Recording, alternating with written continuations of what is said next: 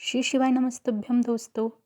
16 फरवरी दिन गुरुवार को विजया एकादशी है, जिसके नियम और उसके उद्यापन की विधि गुरुजी ने बताई है। एकादशी व्रत के वैसे तो 18 नियम होते हैं, जिनका जो पालन कर लेता है उसका व्रत पूर्ण माना जाता है। सो हम गुरुजी के ही श्रीमुख से सुनते हैं व्रत के नियम और उद्यापन कब कैसे किया जाता है। चलिए गुरुजी के श्रीमुख से सुनते हैं। व्रत का सबसे पहला नियम, एकादशी व्रत का सबसे पहला नियम है कि आप जिस दिन व्रत करो उसके एक दिन पहले भक्ति का संचार इस हृदय में कर लो। भक्ति का संचार इस हृदय में कर लीजिए। जिस दिन आप व्रत करो, जैसे एकादशी का व्रत कर रहे हो तो दशमी के दिन शाम का समय जब आवे, रात्रि जब होने लगे, शाम का समय आवे और रात्रि का आप जब भोजन ग्रहण करो तो उस भोजन में कोई ऐसा पदार्थ ग्रहण मत करिए जिस पदार्थ के कारण आपकी एकादशी बिगड़ जाए।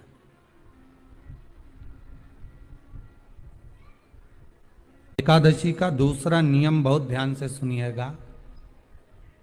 जिस दिन आपकी एकादशी का व्रत हो उस दिन प्रयास करिएगा कि अपने हाथ से किसी भी वृक्ष की कोई पत्ती टूटे ना।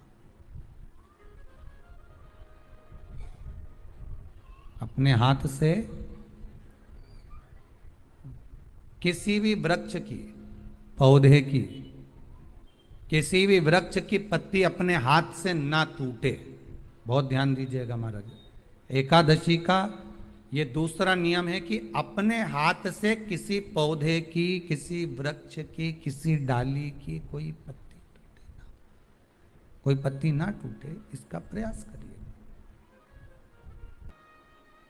यहां पर तीसरे नंबर का जो, चौथे नंबर का जो उपाय बताया है, उपवास करने का जो नियम बताया, उसमें वर्णन किया।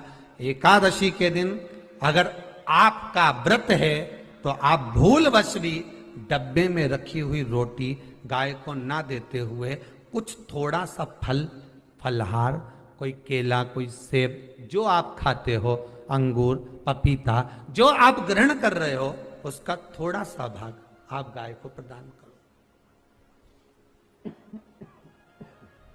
आप गाय को दीजिए।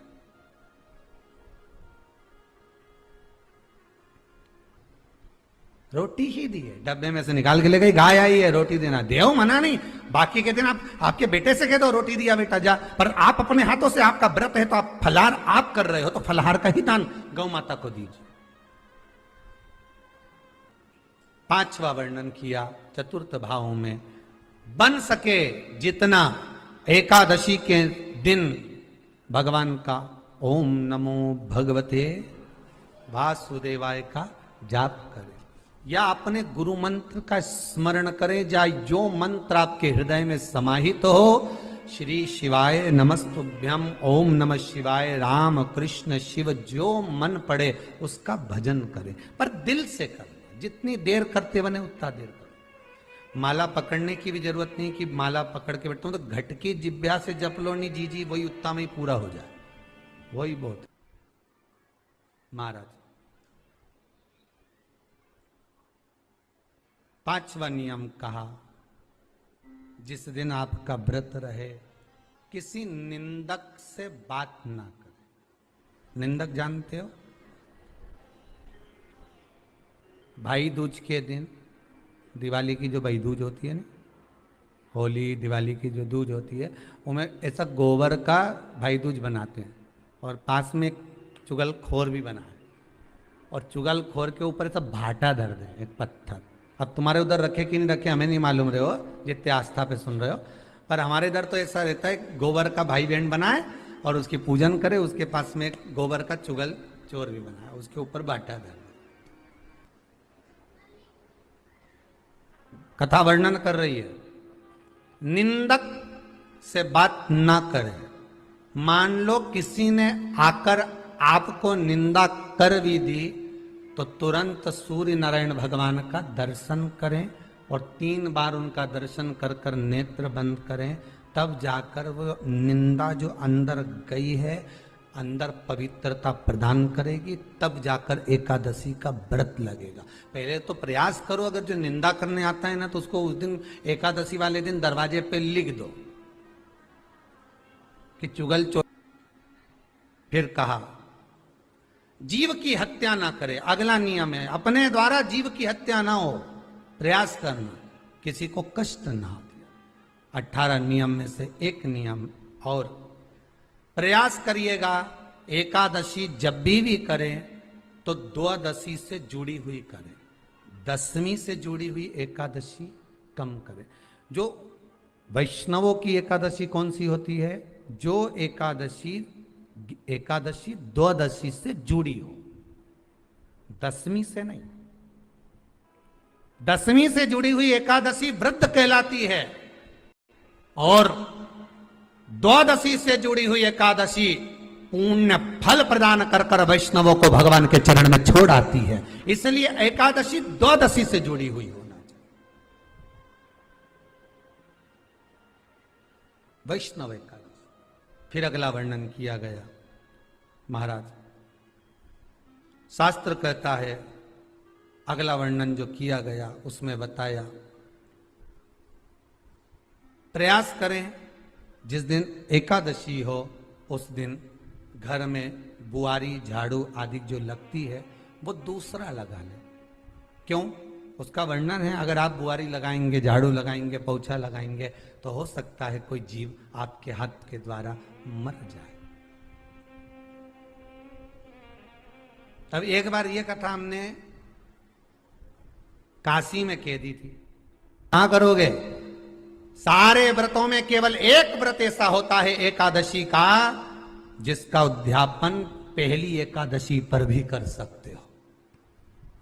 सारे उद्यापन में केवल एक उद्यापन ऐसा होता है, सारे व्रतों में एक व्रत का उद्यापन ऐसा होता है, वो है एकादशी का।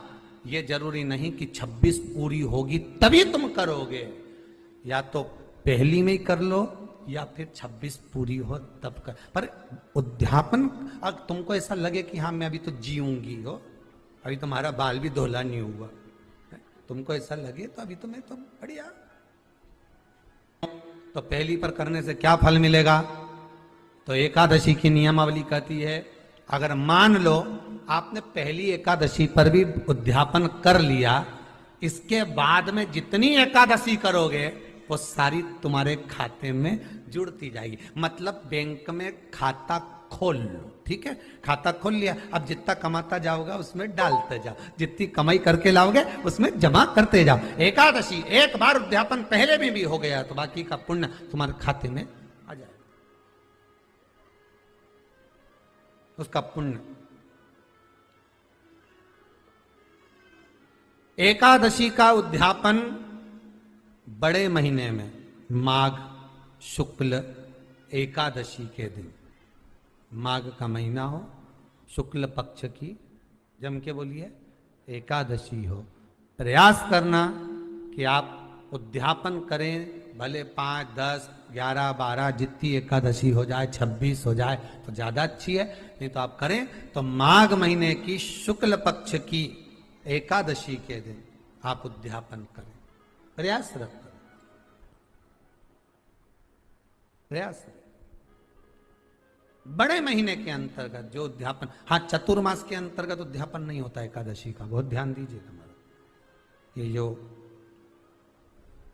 सावन भादो कुंवर कार्तिक जो 4 महीना होते हैं भगवान के शयन करने के, इसके अंतर्गत एकादशी का उद्यापन नहीं होता और इसके अंतर्गत उद्यापन करना भी नहीं चाहिए एकादशी। हमारा एकादशी का उद्यापन माघ महीने की शुक्ल पक्ष की एकादशी के दिन आप बहुत प्रेम से आनंद के साथ करिए महाराज। परंतु एकादशी के उद्यापन में सबसे ज्यादा अगर कुछ जरूरी होता है तो 24 तरह का नैवेद्य जरूरी होता है। कितने तरह का? 24 तरह का नैवेद्य। अब आप कहोगे गुरुजी उद्यापन हम कर रहे हैं एकादशी का, तो उसमें तो फलहार का हमें नैवेद्य बनाना चाहिए, तो फिर ये पुराण के अंतर्गत स्कंद पुराण में ये चीज लिखी है कि एकादशी का जब उद्यापन करते हैं तो 24 तरह का नैवेद्य बनाकर सिद्ध करते हैं। 24 तरह का नैवेद्य जान रख लेना, का हलवा बना लो, खीर बना लो, पूड़ी बना लो, सब्जी बना लो, पकोड़ा बना लो, भजिया बना लो, ऐसे 24 तरह का नैवेद्य अलग अलग चाहिए। पर लोग क्या करते हैं, खोपरा पाक बनवा लेते हैं 1-2 किलो और 24 जगह रख देते हैं। स्वीकृत नहीं है। 24 तरह का नैवेद्य रखा जाता। महाराज एकादशी के दिन भगवान का पूजन का पूरी तैयारी कर कर मंडल आदि बनवाकर विद्वान ब्राह्मण को बुलाकर, कर्मकांडी ब्राह्मण को बुलाकर जो भगवत सेवा में एकादशी का उद्यापन कराए, उन ब्राह्मण के चरणों को नमन कर कर, प्रणाम कर कर एकादशी का पूजन करवाइए और उस मंडल की पूजन कराकर हवन द्वादशी को कराइए। एकादशी को हवन नहीं, एकादशी के उद्यापन का जो हवन होता है वो द्वादशी को।